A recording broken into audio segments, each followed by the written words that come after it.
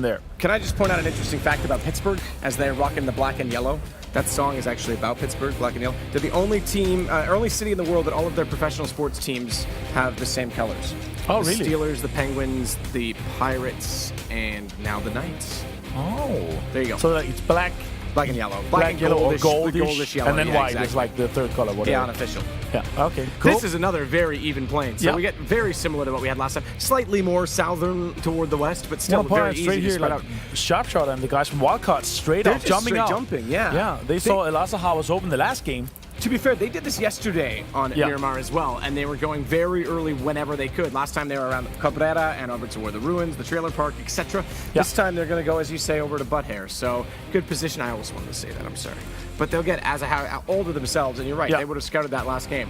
El Butt Hair. I like it. I just want to point out you said that. But that's beautiful. Thank you. I mean, it's the obvious one. I've called it a few times that.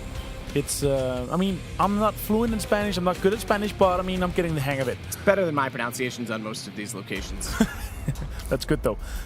Down to Los Leones, Moonwolf M19, and looks like there's a Penta player. Chronix is just slightly off it. I'm not sure what Penta wants to do because they're not going to Chimacera because that's set to destroy. Lions is between Picado and Chimacera. So they're looting the compounds out there, and that's kind of also where Knights usually go. So they're going to be stuck in power grid in the area around that. We'll see what's going to happen with that. But Penta, they're forced to be pushed very far south, looting the outskirts of the southern parts of Los Leones. La Bendita not taken. Nova is going to completely take over Impala. You do not want to fight for that. So, you asked for it. This is the exact circle I wanted. Massive western shift. Look at that. TG is going to be loving this. The fact that they were long jumping toward Pozo, there's lots of availability. Sangle didn't quite go as far this time to Pozo. They actually went for San Martin, but this is a car. That's a nice tier 3 vest to pick up for Krama. He'll happily welcome that. Yeah. But this is car written on it all day long. I'm surprised not to see more teams instantly trying to get cars in transition to the top side of this circle. I don't know that anyone will be aware that Cabrera's open because last game, anyone that had scouts for them or looked into the information, that was occupied by WC. But at the same time, it's WC, and if you've been scouting and following the trends, you'll know they're just jumping early, so they shouldn't be there. I mean, Wildcard here in a great position. They're going to be just taking Elazaha, and then they can easily rotate because they kind of know that, you know, they had La Cabrera last time, so there's probably not going to be teams there, so their rotation is going to be easy. They're just going to be shifting on all the way up to the north and coming in from La Cabrera. But, I mean, Gates, yeah, they do have the circle, but it's so hard to hold down these type of circles. Yes, you're in the middle, but, I mean, you want to do like a 1-1-1-1 split, making sure that you can hold down multiple places of the map so the third shifts and the fourth shifts. If it shifts away from you in a hard shift, then you're going to be able to get into that zone, or maybe even having a great position already there. FaZe, though, great position for them. Great circle for them. I mean, absolutely. If FaZe is in a circle at any point, it's a great circle for them. Let's just say that. Yep. I mean, if they're in there, they're in the fight. It's as simple as that. I agree that Gates, it's not gifted to them by any means. I just think the fact that they're out there so early, they can establish, like you say, their territory. They can get control. People have to come to them. They're not going to be put in as awkward situations trying to find. And okay, so this is the other thing I want to point out. Trying to find space. Not surprising at all to see Sengel already with one player on the move. This is their tactic over and over again. They talked about it on the desk. It is nice to see them. It was 5th place, just to clarify. Getting a result in the last map. This is a team that plays with, I think, 25 FPS regularly in Turkey. First land for them. They can't even take fights a lot of the time because of their equipment. So I thought maybe they would be aggressive in this event, thinking, hey, boys, look at how smooth this is. Let's go get them. And it didn't really materialize into that way, but they are starting to come into their own in this event. And more importantly, they'll be learning from this with each and every game. I mean, this is a huge accomplishment for them. You know, we've had 48 teams in CIS, 48 teams in NA and EU. So it's a huge accomplishment just being able to get here. But CeeLo, though, he's going to be taking some shots at Shaxi, and he might not be able to survive it, though. Only a micro Uzi left, and 25 shots. Shaxi is going to take him down with the Scar. No, he's pushing on that. And he's going to be taken down here. Nobody's even close to CeeLo at this point, so he's just going to be taking him down and getting all his loot. And taking over this position, which is very close to the center of the circle, so great position here on the high ground. Ambitious to try and fire at a moving car with an Uzi. I mean, ultimately asking for it at that point in time. As soon as Shaky's got position that he knew he could hold off easy with a Scar. It might be the pufferfish kind of tactic, you know, making sure they kind of scare them away. When I was in Hong Kong, I was asking what this this delicacy that I just ate was, and I asked the, oh, look at this, Lions trying to catch Liquid in transition. They're going early. They've left Picado. Asriel doing damage. Scoom's going to fight this. He'll stop the Marauder, and it's Ibby that's going to play the backside of it. Sampty, he's inside of the car as well. I thought maybe they would get out and try and play that ridge line along the backside of the road because there's certainly cover there. Oh. That's not. That's still points. 10 points right there. Back on all fours.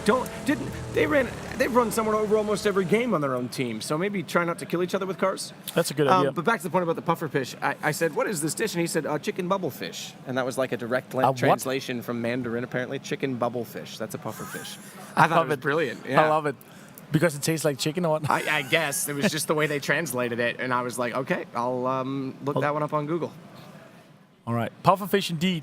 And it's a kind of a tactic that we know from multiple teams. If you're holding down a position with just one guy, you just want to shoot at everybody, making sure that they don't breach you. More and more teams, they have figured it out that they just listen for the guns. Listen for what bullets is coming after you, what caliber it is. And look at this, though. This is a crate and a half. MK14, 8-time scope, absolutely. With the amount of hills that you have in this north side. The fact is that Sangol's got really good position. High side of Pozo toward that church, you can pretty much overlook the entire city. You can just overwatch it. And if they rotate in and hold crater fields, that's another open position where it's not so much that they are necessarily going to get in fights from there, but they have a high ground with so much awareness and so much territory that they can ascertain information, therefore rotate accordingly, but also not have anyone cross and fight. It's basically safety just from positioning in that sense. So Sangol's actually, I think, going to be, depending on obviously the next shift of the circle, in a really good position. If that goes north, Sangol's in a prime spot. And that crate's going to go Dignitas. Does he see it? I don't think on Civil. Yeah, Civil. It looks like he might be out to it now. It's a few hundred meters away from it at the moment, though. We'll see if he gets it. Might have not even spotted it, though. James, 2x SLR. He kind of wants some more range on that, though. But we'll see. He might be able to get it off a fight later. But look at this FaZe here. They're doing a 1-1-1 split. Hexet is still down looting. Hopefully he doesn't blow himself up in a car this time. I don't know what happened, but I think it got caught on the team stream. Again, we've got 16 team streams. You can click on the link just below the this, obviously, stream here. We have some links for all the teams you want to see, just their POV. You can follow that. Also a map stream, of course. Dignitas on a long rotation through La Caparia. Smart choice. Vitality is going to do the same. We see it here on the map. Wildcard's going to do the same. Nova's going to do the same because they're thinking, you know, kind of not a southern plane, but, you know, through the middle. And with this kind of shift, all the roads up there, you can just come in from the north, and everybody else is going to be coming in from the south, and you're going to be having the north to yourself. But four teams thinking that already. Dignitas is going to be up there. Vitality, Nova, they might even crash or clash with each other just a little bit later in the game. Keep in mind with this circle, we don't have water. That makes it rather obvious on the map. But that entire left side past that precipice where that massive cliff is unplayable. So you might as well call it the equivalent of that. Yep. Therefore, the point I want to make on that is where Liquid are now, where SetToDestroyX are heading, where M19 is following where Na'Vi just went, where FaZe, that rotation choke point is actually, especially because there's a massive mountain ridge between those two lower roads, there's not a lot of room. So these transitions, it's going to get a little tight down there. Yeah, you're right. Na'Vi is just next to FaZe here, so they might be able to catch some teams off guard here. Liquid could be one of them. It looks like they're driving straight towards them. Obviously, this is the most zoomed out as it is. Holy, okay. Sweet. Well, that's a win. That's a win for Single. Maybe a top 5. Again, this shifts north. Their positioning is phenomenal. Oh, yeah, for sure. You just can't close the distance on them as easily as you'd like to. Not saying it's impossible. He doesn't even have a helmet. Giger doesn't even. Pretty good. Oh, my God. This is an insane upgrade. Did he? I think he already had a tier 3 bag as well, so there might be more for the taking over there, but that's sick. To get an AWM in the position that they have, super solid. Now, here we go. This is the low side of the circle. So M19, Batulin already getting into safety. They just want to watch this road because everyone is going in this direction. Top side looks interesting as well because Cabrera, where Novo, now WC late on rotation, having gone toward Azaha, are all heading. There's 2 major choke points based on roads, and no surprise to see everyone in cars at this point. I don't expect to see too many teams engage, but it's just going to be really awkward for the next shift. This is setting up for some horrible transition fights. Wildcard doesn't care. They're driving straight through La Caparia. They're like, nope, we've been here. This is our city. We think there's nobody here. They're just going to go straight through it. Dignitas did not pick up that crate, unfortunately for them. Let's look at this. There might be some, oh, look at this. Na'Vi here have this compound. FaZe are just north of them in the other compound, and M19, they're just trying to sneak in the most western side. As you said, on the west side here, huge rock wall, unplayable area, so it's hard to get around that. Yeah, that's that whole area right now around Monte Nuevo, or just sort of northwest of Monte Nuevo, is going to be a bloodbath. That is a huge firefight. I expect that it'll be on the edge of the circle at the very least, if not centralizing around Pozo. But man, oh man, that's such a tough position. M19's just trying to, like I say, play the road, watch it. Now, the other predictable transition, I think, and I say predictable, I think this is what I would have expected, I'm sure many teams would have. From Porto Paraiso, you're not going to go back up through Leon's awkwardly cut the middle of the map. So Ghost is obviously now arriving at a similar position. Penta's there as well. M19 still has information on the road. Navi's been brewed and stuck in. Now, they've been there for almost, I think, 6 minutes. They were one of the first teams to rotate. Yeah. But this is just going to get so all these teams are just going to try to wedge themselves in. I'm going to say positionally, I'm still going to stand by it. I think Sengal's got, again, depends on the shift of the circle. I think they've got some of the best positioning. Not to mention we saw them now with an AWM picked up.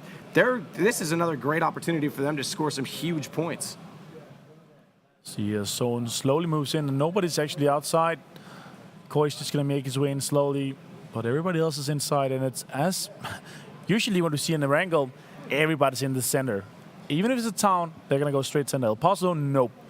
And again, personal opinion, in my opinion, you don't want to play a city unless you're 100% sure that it ends there, because if you have to leave it later and there's multiple teams in there, oh, nice driving, Smithy. That's pretty awesome.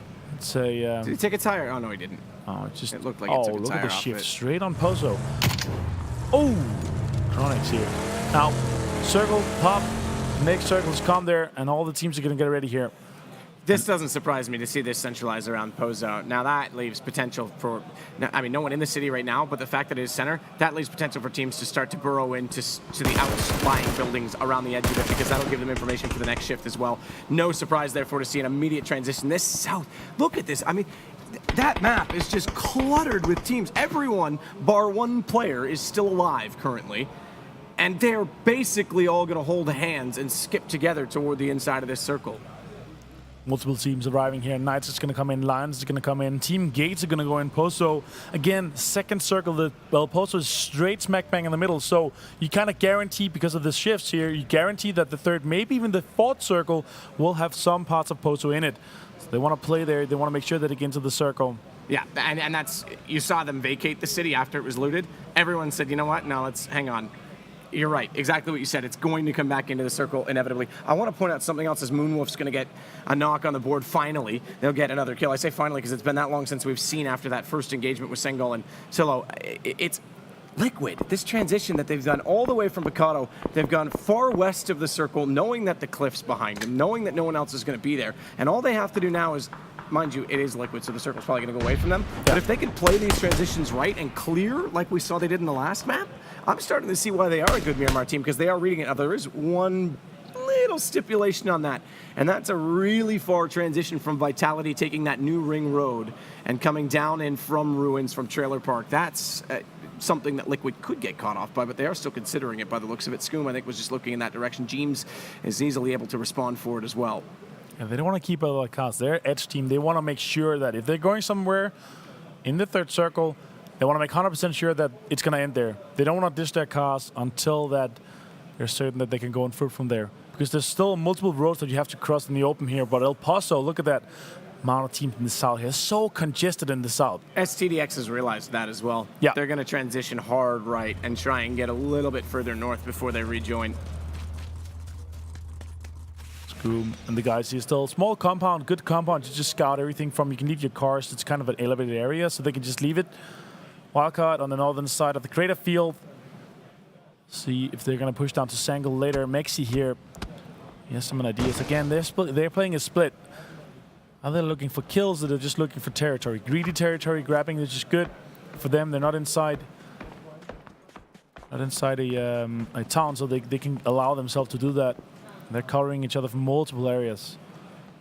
Maybe we're trying to catch out some rotations here if they're seeing some of the teams rotate in towards El Paso. We'll see about that later. This spread's not bad from them. No. Look, they've got so much individual skill they can take fights, and like you say, they know that everyone's going to be in transition, so the more that they can spread out and cover off territory to claim as their own after the shift happens, it's pretty solid. Now, so here's the rotation we talked about.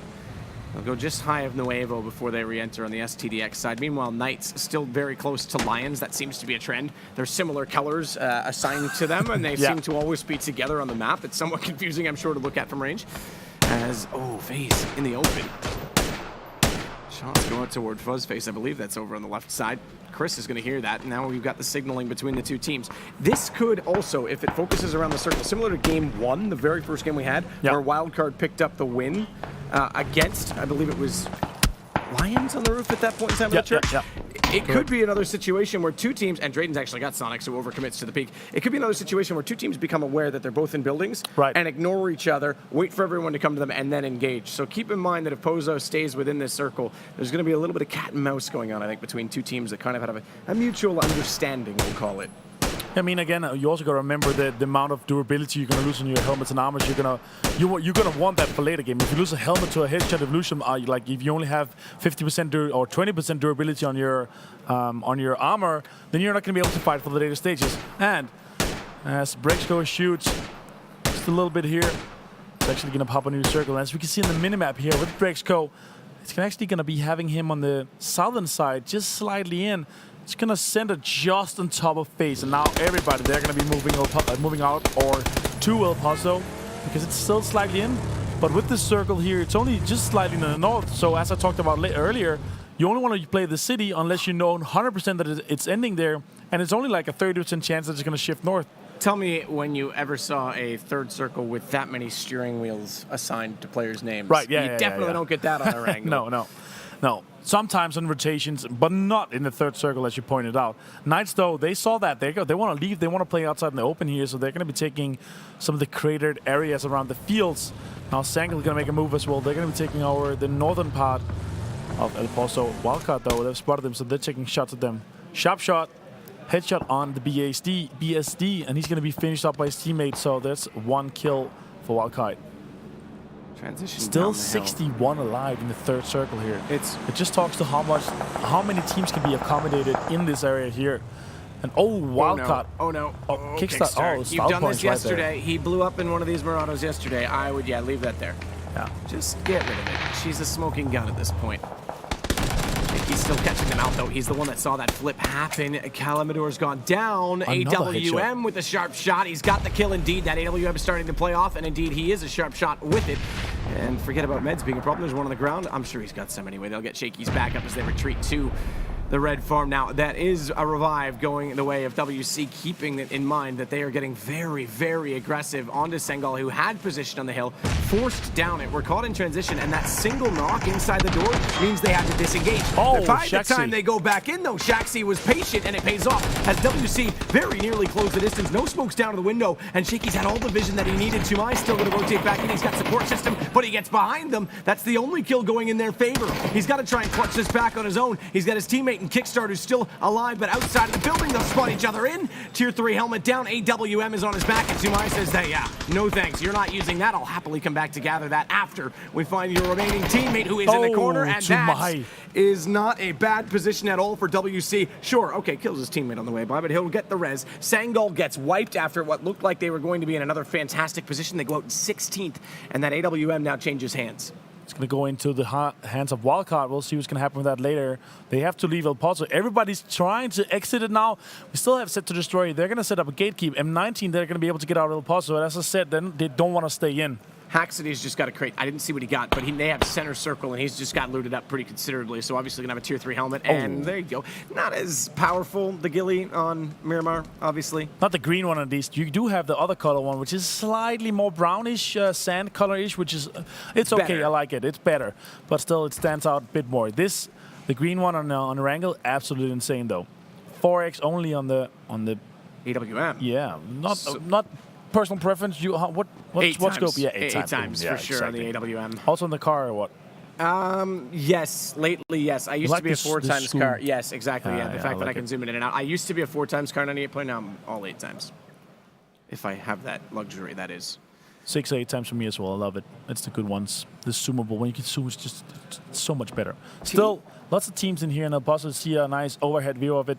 FaZe, I think they're literally considering how many kills can we get here? Are we going to stay here with the next shift? It's actually going to shift a bit more on the south. We see Knights here. The map going to be shown here. Panta's going to be straight in the middle. And now Hexeti with this compound straight in the middle. FaZe, GMT, the guys from FaZe, they're going to be moving straight over to Hexeti, making sure that they can take this center compound and hold it down with the whole team. Make note of Liquid. We're going to come back to this. They're showing once again they're reading transitions very well. As anyone that spotted them know that they've got the south of the circle, but you're right. It's FaZe getting aggressive. FaZe is caught.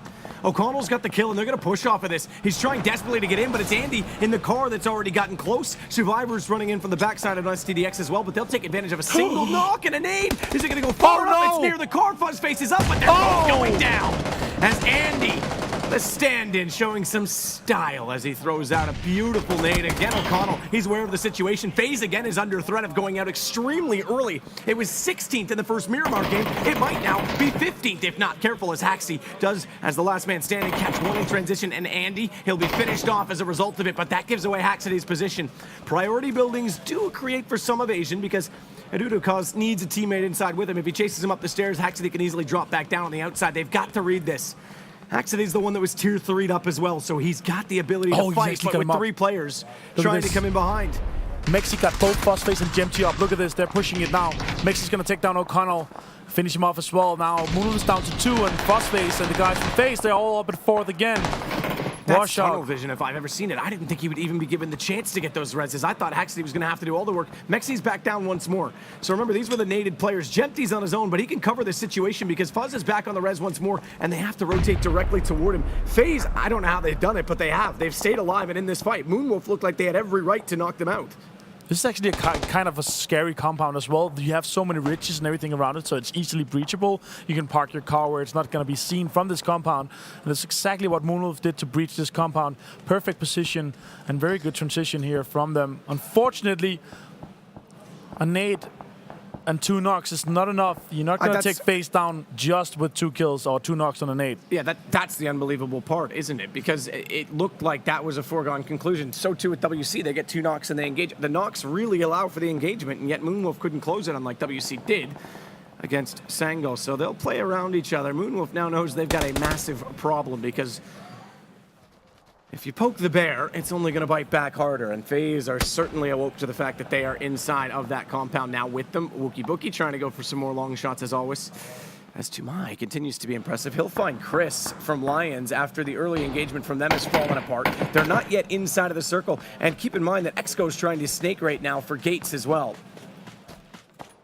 I don't think he's really going to have much chance in it. It looks like he's actually just sitting trying to heal up in the blue. Meanwhile, M19, team we haven't talked about much in this game aside from a very early positioning toward that lower road. Oh, look at this. Dignitas completely taken out by Ghost.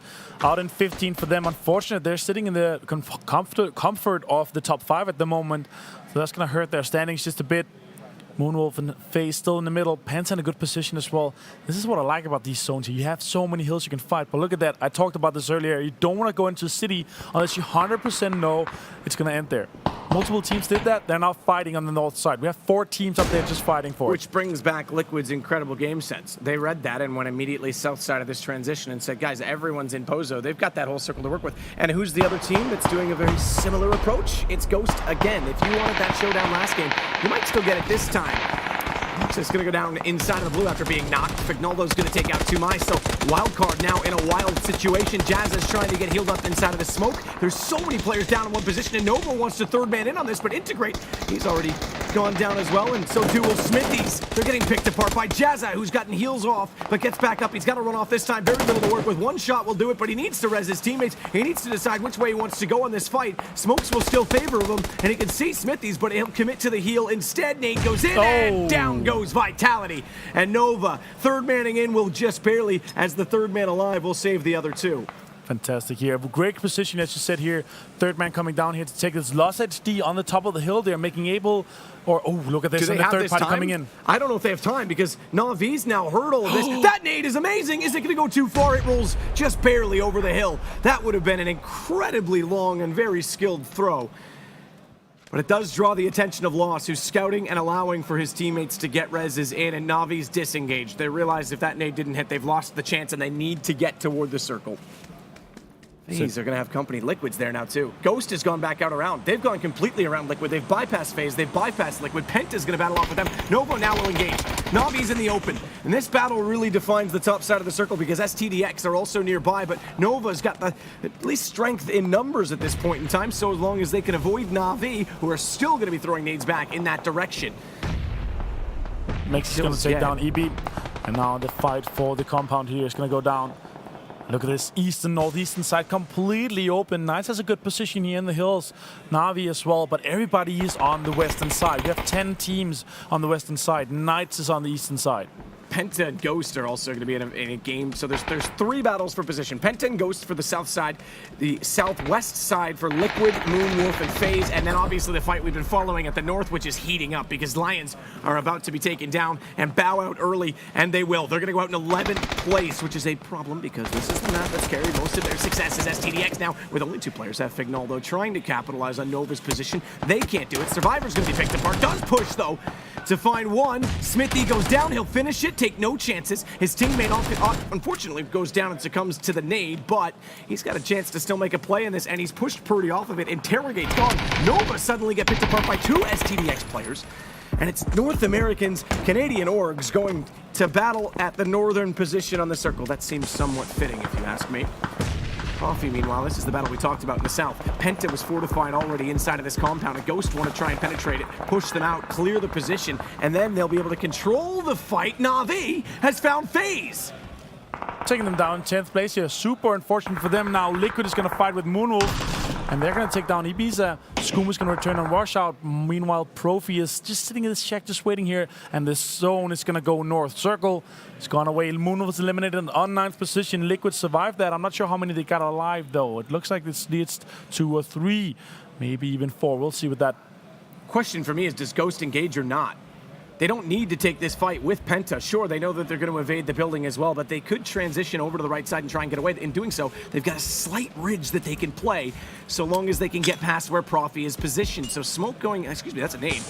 It is a smoke, all right. I was right the first time, should have trusted myself. Smoke going to the doorway. I'm wondering if he's trying to buy space so his team can do exactly that. Penta, they'll get into battle.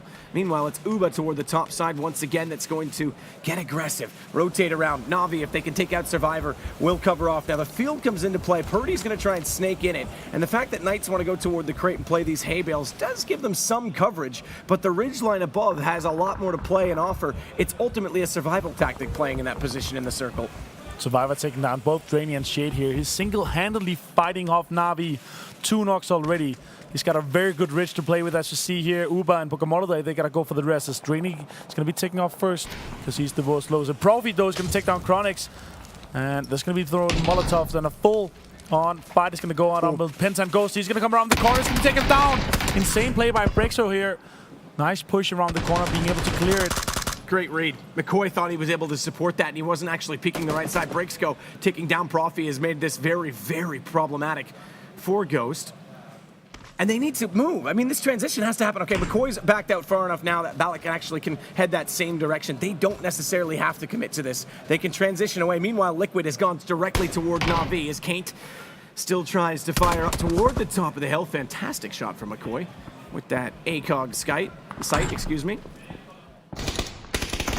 This is where the battle now becomes. Look at Jeans over the hill. Wanted to try and finish off Drainy. Gets caught out. Skoom's going to fire back. Sampty's gone down. Na'Vi holding firm. And Liquid yet again are finding problems in a map that they've been dominant and showing class on. They just seem to get caught out ever so slightly in the last fight that defines their entire game. Uba's got to go for this revive, though.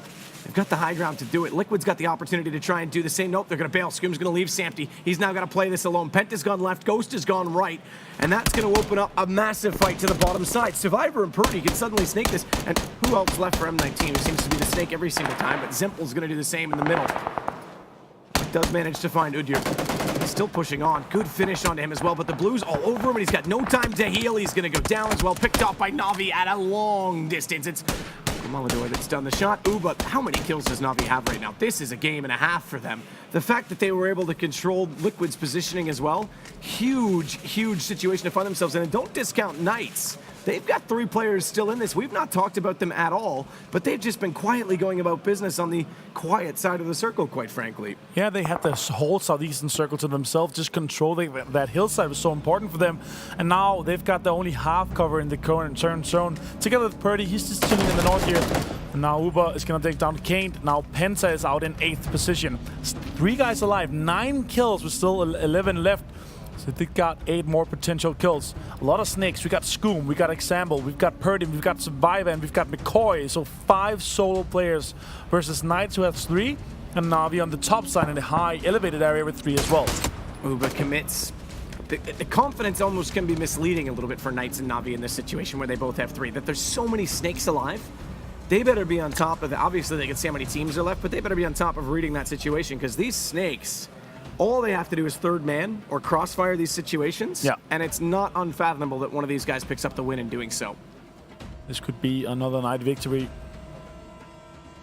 Tex gets inside of the middle of the circle, and Na'Vi's transition begins. Koi needs to get closer, Scoom as well.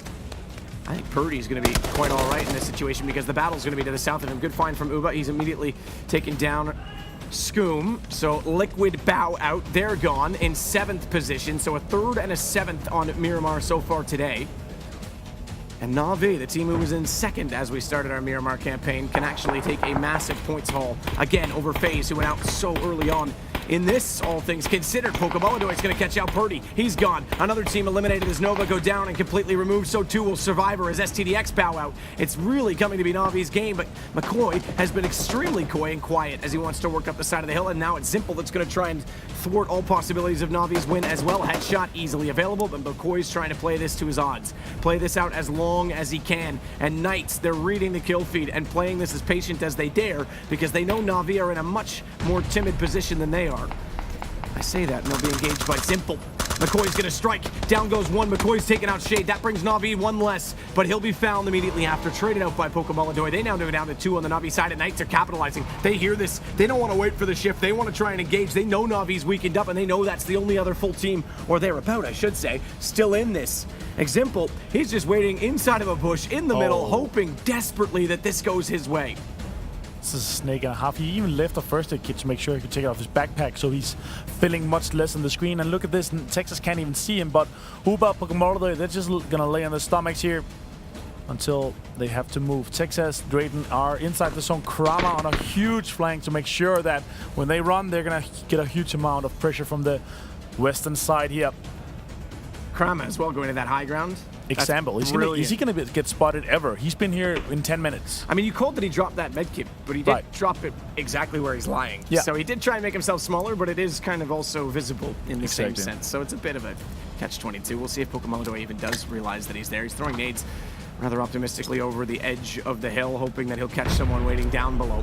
I think Eximple's going to at least get a kill out of this, surely. He's not moving, doesn't want to give anything away. Knights still holding off on the inside of the field. And as I was mentioning, they've left Krama well over to the west. So 2 already holding the circle, and Krama trying to create crossfires. Exactly that, because Drayden engages. Krama just has to hold the secondary angle. Drayden's now going to take Uba completely out of this. So Knights in a prime position, and Pokemon, he's transitioning back through the blue to deny. He doesn't want to give away any further kills. The Snake and Zimple, he's going to have to move, but Knights are going to pick up another chicken dinner out of this. I think so. It's very... Look at this top 2 with 0 kills. You're going to get 2nd place. There's going to be 0 kills. Going to be spotted. And that's a chicken dinner for the Knights. The Pittsburgh Knights. Fantastic play by them. Very good decision making sure that they could get into the zone, taking down and holding down the southeastern side, because nobody wanted to play the open fields until the later stages of the game. So they take a very good Knights fight here. Voxic, unfortunately, did go out early, but all the other players did get 2 kills each. So 6 kills in total. And well, and the late night Knights, because it